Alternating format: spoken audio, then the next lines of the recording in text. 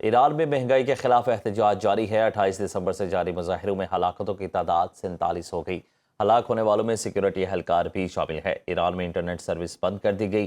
ایرانی میڈیا کے مطابق احتجاج کے دوران ہتھیاروں سے لیس شرپسندوں کی پولیس پر فائرنگ اور پتھراؤ، گورنر کے دفتر اور کئی سرکاری عمارتوں کو نقصان پہنچا۔ اب تک 2200 سے زائد افراد گرفتار کیے جا چکے ہیں۔ دوسری جانب امریکی صدر نے ایران کو ایک بار پھر وارننگ دے دی ہے، کہا مظاہرین کے خلاف کارروائی کی صورت میں سخت جواب دیں گے۔ ڈونلڈ ٹرمپ نے امریکی میڈیا کو انٹرویو کے دوران خبردار کیا کہ مظاہرین کو نشانہ بنایا تو ایران کو بھرپور جواب دیں گے۔ ٹرمپ کا کہنا تھا ایران کو واضح طور پر بتا دیا لوگوں کو قتل کرنا شروع کیا تو وہ خاموش نہیں بیٹھیں گے۔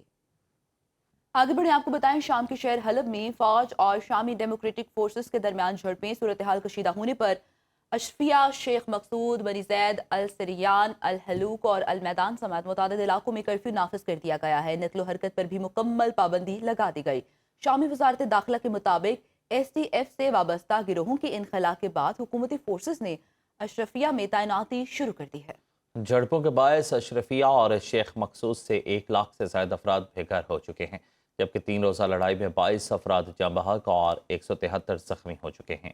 فریقین نے ایک دوسرے پر شہری علاقوں میں گولہ باری کے الزامات عائد کیے ہیں۔ وینزویلا میں فوجی اقدامات کے خلاف قرارداد امریکی سینٹ میں بحث کے لیے منظور کر لی گئی۔ صدر ٹرمپ کو وینزویلا میں مزید فوجی کارروائی کے لیے کانگریس سے منظوری درکار ہوگی۔ قرارداد کے حق میں 52 اور مخالفت میں 47 ووٹ پڑے۔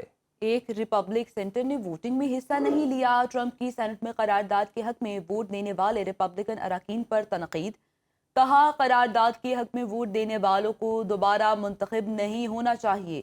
یہ اقدام امریکی دفاع اور قومی سلامتی کو کمزور کرتا ہے اور صدر کے بطور کمانڈر ان چیف اختیارات میں مداخلت ہے۔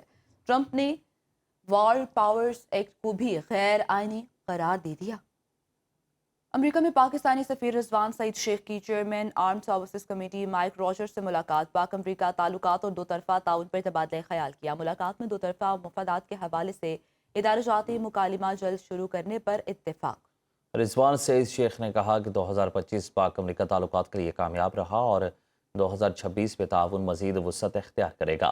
انہوں نے بھارت کے جارحانہ رویے کو علاقائی سلامتی کے لیے سنگین خطرہ قرار دیا اور کہا کہ جوہری صلاحیت کی حامل 2 ریاستوں میں جدید ٹیکنالوجی اور براہموس میزائل جیسے ہتھیاروں کا استعمال تشویشناک ہے۔